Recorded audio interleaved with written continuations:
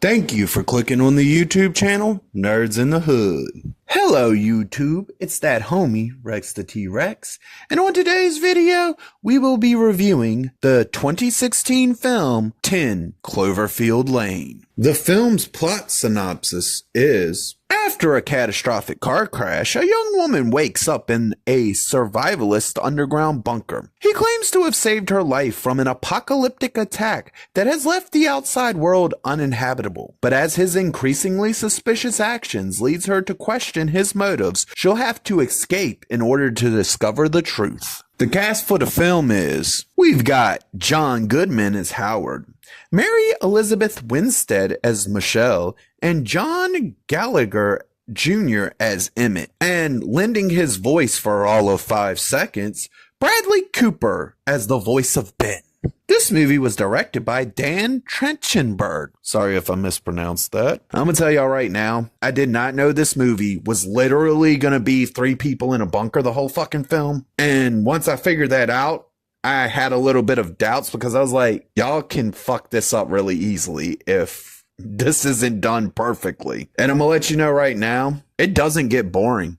It's very fucking entertaining. They took a limited cast and did amazing with this film. With this movie being literally about 3 people in a bunker, this movie knows that it has to have these 3 people be very interesting characters that will hold your attention and keep you wanting to know what's gonna go happen to them next. And I'm gonna tell you right now, the acting in this film is some of the best fucking acting I've seen in modern cinema. It's top notch. It is delivered beautifully, and really, it is the backbone to this movie. And if this hadn't worked the way that it had, and these actors, they hadn't picked the ones that they picked, and they hadn't done what they had done as far as making sure they gave that role every bit of their soul that they could, this movie would have been boring as fuck. But it's not. It's the exact opposite because of how well the acting is. One thing I like about older films is that you actually had to watch them. You couldn't fuck off on your phone. You couldn't scroll through and just not pay attention and let all the dialogue carry the film. And the reason I like those movies back from back then is because they were written in a way where they had really good visual storytelling to go with the character storytelling. And this movie taps back into that. It does amazing at doing visual storytelling to give you these hints and things that if you pay attention, you will pick up on, and it adds to how good the story is, really, and make sure that you're able to understand things without having to blatantly tell you, this is what's going on. The characters in this film are amazingly written, and they have a really good amount of depth to them. And a lot of that's thanks to the great acting of the portrayal of the characters. But I do want to point out that these characters were written really, really well and have a lot of depth. And that matters in this movie because, like I said, you got 3 people in a bunker. If that can become very boring very fucking fast. But this movie took that concept, created some characters with some heavy depth, and gave us a great film with some great characters that you actually want to know what happens to them and where the story goes with them. Due to the fact that I don't really have a whole lot I can talk about as far as the movie goes, because I feel like if I talk about anything within the film, it's a spoiler. I'm going to take the next few minutes just to talk about the actors and how they did. And I would like to start with John Goodman, because realistically, I've seen several movies with John Goodman in it. I like this man as an actor. He does phenomenal as an actor. This man has skill and talent as an actor. And I shit you not, it is on full display in this film. This man is showing not only how great of an actor he is in this film, but he can do any fucking thing. This man can act his ass off. And he does even greater in this role. This is probably the best role I have ever seen him do. It is probably, I would have to say this would be my top John Goodman film, period. Because just how amazing he did in this role is fucking mind-blowing. Now, at the moment, I'm not as familiar with Mary Elizabeth Winstead and what she's been in. Realistically, I can't even think of a movie I've seen with her in it. I would probably have to go and research that just to figure that one out. And for this review, I'm not going to do that. But I will say that if I do see another film with her in it, I'm going to check it out. Because realistically, she did so great in her role that I feel like if you would have casted any other actress, you might have ended up with this like girl boss-esque character, but we don't. Mary Elizabeth Winstead does amazing at creating a female character that is intelligent, but not able to do things that she's not able to do. It makes her work within her limitations. And the actress did so fucking good at delivering that the character literally never comes off as a girl boss. She comes off as being intelligent, and she comes off as using moments of opportunity to its full of benefit, but she's never able to truly go hand to hand with someone like John Goodman, who's like 3 times her damn size in this film. And the movie knows that. So they made sure to come up with cool, unique ways for her to be able to utilize certain things to be able to give her an advantage without realistically turning her into the modern day girl boss trope. Now, as someone who has seen movies with Bradley Cooper in it, I'm not going to lie to you. I haven't seen everything he's ever been in. What I've seen him in, he was good at, but I'm going to tell you the truth. The only thing I can think of that I've seen that he was in outside of being the worst version of Jor-El for Superman is Guardians of the Galaxy. And I'm going to tell you, as someone who reads the comic books, he was the worst fucking Rocket Raccoon ever. The personality was the complete opposite of the character in the comic books for the most part. But I don't hold that against him because, you know, actors can do good in one role and do better in another role and even do worse in other roles. But here's the thing for this video and for this movie in particular. Bradley Cooper is literally like 4 voice lines in the whole fucking movie. And I'm gonna tell you the truth, it feels like that they wanted just to be able to add one more star, because I'm not even sure what he had coming out around this, but I know he was very big. I know he did that movie with Lady Gaga about the Born Star or whatever. It's not a movie I would watch. It's not my type of movie, so I don't remember the name of it really too much, but I know he did that. I know he's done some other stuff, but here's the thing. Actually, no. I liked him in Hangover. I did like him in Hangover. Man, that took me a fucking minute to actually remember that he was even in that. Maybe I need to go back and watch those again. Anyways, for this film, it feels like the real reason he's here is just because he's a star and it was one more famous person to add to the list that everybody might know. Basically, he's only in the film so that his name can be in the credits and it will put asses in seats. Realistically, there is nothing you can judge him on in this film. Voice acting, while I respect voice actors, when it comes to things like this, I don't feel like it's gonna matter, because unlike voice acting where you're actually forced to have to do multiple lines and you're there for hundreds of thousands of lines, this was like literally 5 lines and probably took them all of 5 seconds to record. So I'm not gonna speak on Bradley Cooper's performance in this film because realistically, like I said, he's just here to add asses to seats. For the final actor in this film who's actually in this film, John Gallagher, sorry if I mispronounced your name. I can't really speak on his like acting ability as in other films because this is the first thing I've ever seen him in.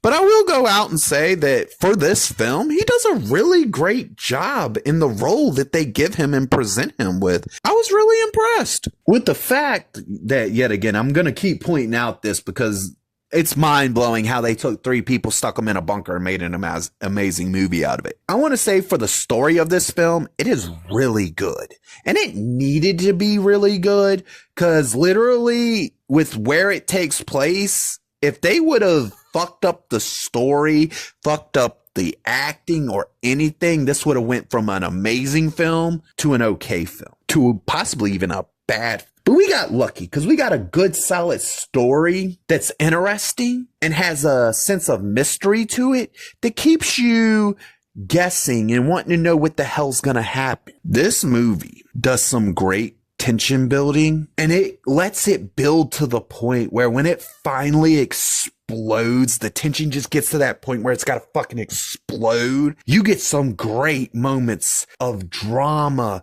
and raw emotion that feels real. I'm gonna tell you something right now. I've seen a couple films that this director has done at this point, and I believe he is very talented. I believe he is a very talented person due to the simple fact that this movie alone shows how much talent he has into him. Because if you would have picked any other director, you might have gotten a movie with a fucking boring ass message in it. The movie might not have ever reached the pinnacle of fucking just amazing that it does in the way that it does it. This director was perfect for this. And he did perfect. He really did. He didn't fuck up on the delivery. He made sure every scene was exactly what it needed to be to keep the movie not only entertaining, but to keep you wanting to know more, wanting to find out what the fuck's going on. He takes something so simple and shrouds it in the perfect amount of mystery. And like I said, I couldn't see any other director really being able to do this film and not fuck it up in some way, shape, or form. One thing that this movie does really well is they made sure that their main character, and I'm not talking about the actress, I'm talking about the character themselves, wasn't an insufferable fucking girl boss trope. She doesn't know every fucking thing. She's not fucking uber powerful, even though she looks like she's 95 pounds soaking wet. They wrote her to have realistic strengths and realistic weaknesses. And that's something that I actually appreciate when a movie can do that, because as a horror fan who enjoys watching those 80s horror slasher films, even though those movies were corny, the women were always somewhat well written to be within their own strengths. So you never really got a full on girl boss in those older slasher films. You got a final girl, and she wasn't a victim. She was a survivor. She survived the incidents and grew from it. Well, this film brings us back to that. But this film takes us back to that old 80s, 90s-ish feel where the female character is allowed to be a woman. She's allowed to have her limitations. She's allowed to have her strengths, and she's not insufferable about it. She's not beating you over the head with some bullshit message she thinks she's right about. No, we have a realistic situation with a realistic main character.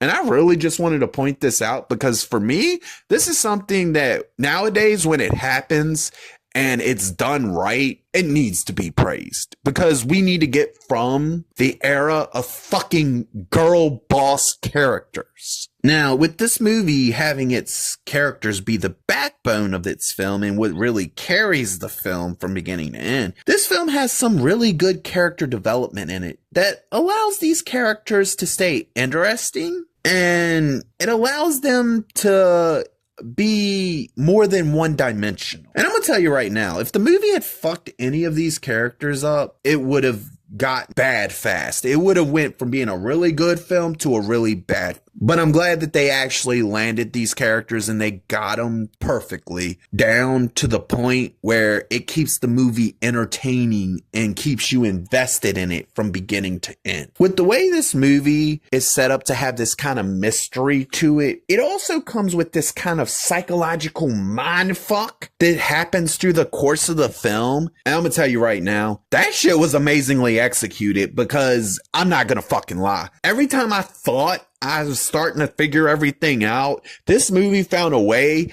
to psychologically mindfuck me into believing I was right until it showed me I was wrong. And bro, I'm not gonna fucking lie, that shit was so well executed, the way it kept you constantly guessing, constantly sitting there trying to figure out what the fuck's going on, and then you think you know what the fuck's going on, but then you're presented with a new piece of information that just takes everything you thought you fucking knew was going on and changes it and adds to it and fucking alters the whole perspective of what the fuck's going on. This movie does great with this shit. I'm not even fucking lying.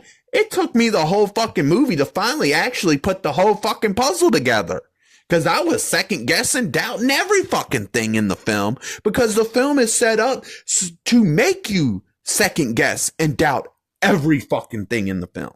Until it wants you to know the truth. And that's one of the cool things about this movie, is it keeps you hooked. Once it gets you, it hooks you, it keeps you hooked. It keeps you wanting to know more. It keeps you, and it uses this whole thing as a way to keep you invested into the story and wanting to know what happens next. This movie has a pulse-pounding third act, and it does amazing at wrapping up the story that the film itself was trying to tell. Now, I'm not gonna lie, it does not give you all the answers, but that's what's cool about these films, specifically this one and the original Cloverfield, not 10 Cloverfield, original Cloverfield in this film, which is 10 Cloverfield Lane, is that it leaves so much to the imagination. It does fill in exactly what you need to know, but it also leaves a whole lot for your imagination to fill in. And that's just fucking cool, because that gives the movie some staying power. It's going to live rent free in your head for a few days as you try to figure the things out. And hell, it might live longer than that if you talk to your friends about it and they have a different way of filling in those blanks. It's so cool that this movie can give you genuine reasons to conversate with other people without ever you being wrong, because the movie doesn't fucking tell you. You can't be wrong on your theories if the movie leaves holes for you to theorize in, you know? And that's what makes this movie really cool for me, is I'll be thinking about this, how these things work together, specifically between this film and the previous film, but specifically in this film, I will be for the next few days trying to figure out, how does all this tie together? What does this mean? Why was this not answered? And what would the answer be? You know, and that's why I really enjoyed this film, and the way its third act is presented and way it wraps everything up is because, yeah, it answers questions, but it also doesn't answer questions. It chooses what questions it wants to answer because it wants you to figure the other questions out in between your imagination and the visual clues within the films. I'm not gonna lie, this was the first time I had seen this film was for this review. And the only reason I watched this film was because I had watched Cloverfield and was like, well, that was good. I wonder if this could keep that same momentum.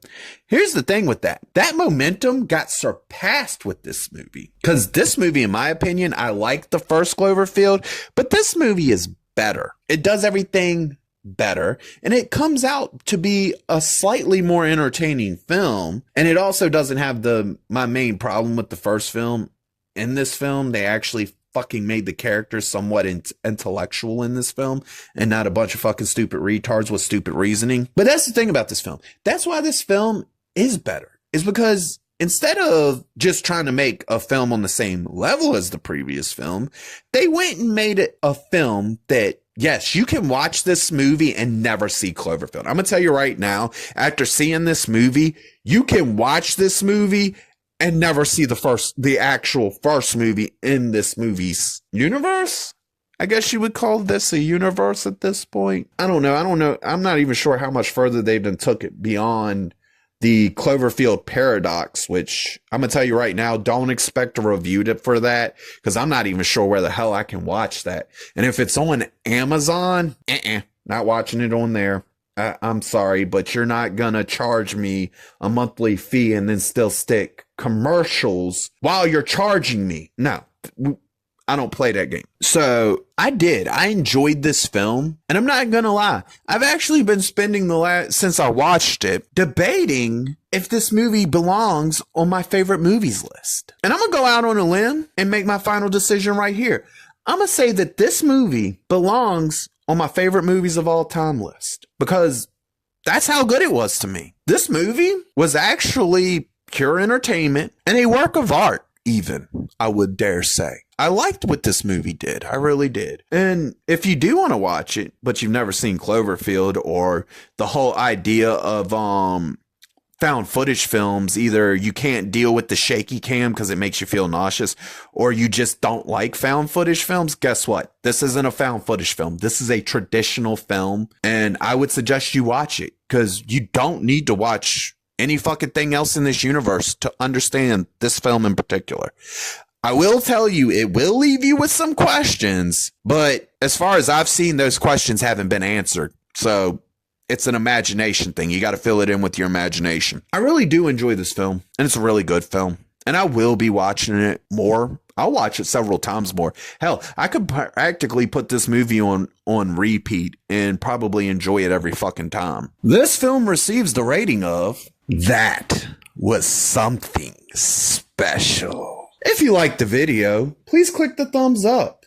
If you disagree or agree with me, please leave a comment. And if you really want to see more of me, please hit that subscribe button.